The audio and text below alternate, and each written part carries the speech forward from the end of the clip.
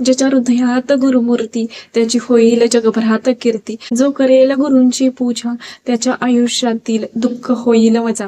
श्री स्वामी समर्थ. धर्मनाथ बीज ही 20 जानेवारीला आलेली आहे. या दिवशी बघा नाथ संप्रदायामध्ये हा दिवस खरंच खूप महत्वाचा मानला गेलेला आहे. दरवर्षी माघ शुद्ध द्वितीयेला हा उत्सव मोठ्या प्रमाणात साजरा केला जातो. बघा नाथ संप्रदायामध्ये हा उत्सव खरंच जिथं नवनाथांचं मंदिर असेल तर तिथं हा उत्सव खूप मोठ्या प्रमाणात साजरा केला जातो. नवनाथ महाराजांनी किमया गिरी या ग्रंथामध्ये असं सुद्धा सांगितलं गेलेलं आहे की धर्मनाथ बीजेच्या दिवशी ज्या घरातील बघा ज्या घरी धर्मनाथ बीज साजरी करून अन्नदान केलं जातं त्याचबरोबर बघा या दिवशी गरजूंना अन्नदान करून पूजा केली जाते त्याचबरोबर सेवा केल्या जातात. अशा घरामध्ये कशाचीही कमी पडत नाही. बघा असं सांगितलं जातं की दारिद्र्य दुःख रोग संकट त्याचबरोबर भूत प्रेत पिशाच जे काही केस कचेरी चालू आहे त्याचबरोबर बघा लग्नासंबंधातील जे काही अडचणी असतील किंवा ज्या काही तुमच्या आयुष्यात खूप मोठ्या प्रमाणात आलेले संकट असतील तर ते दूर होतात असं सांगितलं गेलेलं आहे. बघा जो कोणी व्यक्ती प्रत्येक वर्षी माघ द्वितीयेला धर्मनाथ बीज साजरी करतो व्रत करतो धर्मनाथाची जे काही बघा नवनाथ भक्तिसार ह्याचं पठण करतो त्याचबरोबर बघा या दिवशी सेवा करून अन्नदान केलं जातं अशा घरी तर अशा घरात कशाचीही कमी पडत नाही. नवनारायणचा आशीर्वाद त्या घरावरती राहतो. अखंड लक्ष्मी नांदते असं त्यांनी सांगितलं गेलेलं आहे. बघा जी किमया गिरी ग्रंथ आहे तर त्या ग्रंथामध्ये मच्छिंद्रनाथांनी असं सांगितलं गेलेलं आहे. त्यामुळे सर्वांनी धर्मनाथ बीज साजरी करा त्याचबरोबर या दिवशी सेवा सुद्धा करायच्या आहेत. बघा जो काही असं म्हटलं जातं की जेव्हा आपण नवनारायणची सेवा करतो तर तेव्हा आपल्या घराला किंवा घरातील व्यक्तींना एक कवच तयार होतं सुरक्षा कवच तयार होतं जेणेकरून आपल्या घराचं आपल्या घरातील व्यक्तींचं संरक्षण होतं त्याचबरोबर घरात कशाचीही कमतरता राहत नाही. तर बघा धर्मनाथ बीजेच्या दिवशी आपल्याला काही सेवा उपाय करायचे आहेत आणि त्याचबरोबर धर्मनाथ बीज ही का साजरी केली जाते. त्रिविक्रम नावाचा राजा हा मरण पावला आणि त्याच वेळेस गोरक्षनाथ आणि मच्छिंद्रनाथ ह्या यात्रेला निघालेले होते. जे काही संप्रदाय आहे तर तो शोककुळात बुडालेला होता तो रडत होता आणि त्याच दरम्यान गोरक्षनाथांना त्रिविक्रमाची दया आली त्या संप्रदायाची दया आली आणि त्यानंतरनं मच्छिंद्रनाथांना गोरक्षनाथांनी विनंती केली की जिवंत करण्याबाबत त्रिविक्रम राजाला जिवंत करण्याबाबत पण तसं काही होऊ शकत नव्हतं. त्यानंतर मच्छिंद्रनाथांनी आपल्या योग साधनेतून आपला देह ठेवला आणि ते त्रिविक्रम राजाच्या देहामध्ये त्यांनी प्रवेश केला आणि त्यानंतर बघा तिथं स्मशानभूमीमध्ये त्रिविक्रम राजा हा उठून उभा राहिला. सर्व संप्रदाय हा आनंदी झाला आणि नंतर मच्छिंद्रनाथांनी त्रिविक्रमाच्या शरीरात देह धारण केला आणि त्यानंतर त्यांनी राणी रेवती बरोबर 12 वर्ष हा सुखाचा संसार केला. त्याचबरोबर बघा त्यांना त्यानंतर एक मुलगा देखील झाला आणि त्या मुलाचं नाव हे धर्मनाथ असं ठेवण्यात आलं.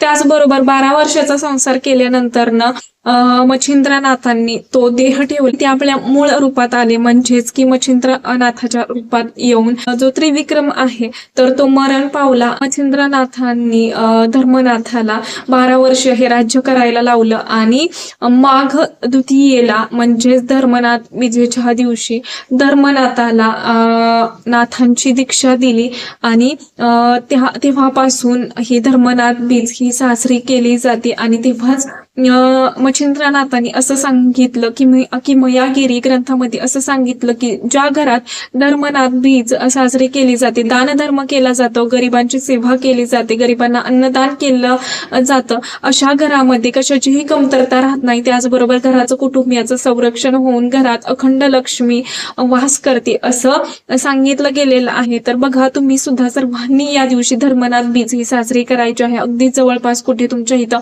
मंदिर असेल नवनाथांचं तर तिथं जाऊन नक्कीच की आपल्याला सेवा देखील करायची आहे. म्हणजेच की नवनाथ भक्तिसार या ग्रंथाचं आपल्याला पारायण करायचं आहे पाठ करायचं आहे. बघा नवनाथ भक्तिसार 900 श्लोकी जो छोटा ग्रंथ आहे तर त्याचं सुद्धा तुम्ही या दिवशी नक्कीच म्हणजे धर्मनाथ बीजेच्या दिवशी पठण करू शकता. हा ग्रंथ पारायण करू शकता. त्याचबरोबर बघा ज्यांच्याकडे मोठा ग्रंथ आहे नवनाथाचा तर तुम्ही 34वा अध्याय नक्कीच तुम्ही या दिवशी पठण करू शकता. त्याचबरोबर बघा, अगदीच की तुमच्या इथं जवळपास कुठे मंदिर नसेल तर तुम्ही घरात देखील नवनाथांचा फोटो असेल तर तुम्ही नक्कीच पूजा मांडणीही करू शकता. नवनाथांचा फोटो किंवा दत्त महाराजांचा फोटो किंवा स्वामी महाराजांचा जरी फोटो असेल तर तो आपल्याला मांडायचा आहे.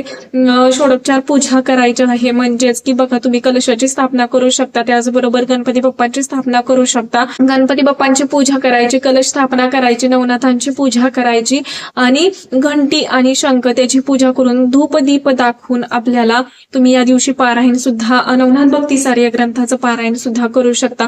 त्याचबरोबर बघा, नैवेद्य सुद्धा या दिवशी दाखवायचा आहे. तुम्ही दिवसभरात कधीही सेवा करू शकता. 12 ते 12:30 सोडून या दरम्यान तुम्हाला सेवा करायची आहे. त्याचबरोबर बघा, या दिवशी अगदीच तुम्ही सकाळी सुद्धा सर्व काही सेवा करू शकता किंवा अगदीच संध्याकाळी प्रदोष काळामध्ये सुद्धा सर्व काही सेवा करू शकता. सेवा सर्व काही करून झाल्यानंतर आपल्याला नवनाथांची आरतीही करायची असते आणि त्यानंतर नैवेद्य दाखवायचा असतो. बघा, बरेच घर असे आहेत की धर्मनाथ बीजेच्या दिवशी बघा अगदीच 9 दिवसाचं नवनाथ ग्रंथाचं पारायण हे करत असतात. जर तुमचं त्या दिवशी संपत असेल तर या दिवशी तुम्ही नक्कीच की 9 मुले जेवू घालू शकता किंवा अगदीच नवनाथ भक्तिसार 900 श्लोकी या ग्रंथाचं जर तुम्ही छोट्या ग्रंथाचं पारायण केलं तर तुम्ही ते सुद्धा म्हणजेच 9 मुले जेवू घालू शकता किंवा अगदीच की एक मुलगा तरी या दिवशी तुम्ही नक्कीच घरी जेवू घालू शकता. धर्मनाथ बीजेच्या दिवशी तुम्ही तांदळाची खीर, उडदाचे वडे, घेवड्याची भाजी म्हणजे श्रावणी घेवड्याची भाजी, ज्वारीचं आंबील, त्याचबरोबर हरभऱ्याच्या घुगऱ्या किंवा मलिदा अशा पद्धतीचं तुम्ही नैवेद्यामध्ये ठेवू शकता किंवा अगदीच की उडदाचे वडे, तांदळाची खीर आणि फ्रूट जरी तुम्ही नैवेद्यासाठी ठेवले किंवा मुलांना सुद्धा तुम्ही तेच जेवू घालू शकता, 9 मुलांना किंवा 1 मुलांना तरी. त्याचबरोबर येतं की या दिवशी बघा, सर्व काही सेवा झाल्यानंतर तुम्ही यथाशक्ती जेवढं काही होईल तेवढ्या मुलांना तुम्ही जेवू घालू शकता किंवा एखाद्या मंदिरात, केंद्रात सुद्धा गरजू व्यक्तींना अन्नदान करू शकता. हा दिवस खरंच खूप महत्वाचा मानला गेलेला आहे, धर्मनाथ बीज. जेव्हा आपण आपल्या घरी किंवा ह्या दिवशी अगदीच तुम्ही पूजा मांडणी सुद्धा करू शकता किंवा अगदी पूजा मांडणी जरी नाही केली तरी आपल्या देवघरासमोर बसून नक्कीच ह्या सर्व काही सेवा देखील करू शकता. तर बघा, या दिवशी जर तुम्हाला खरंच शक्य असेल तर धर्मनाथ बीजेच्या दिवशी तुम्ही उपवास देखील करू शकता. दिवसभर उपवास करून संध्याकाळी हे व्रत सोडायचं असतं.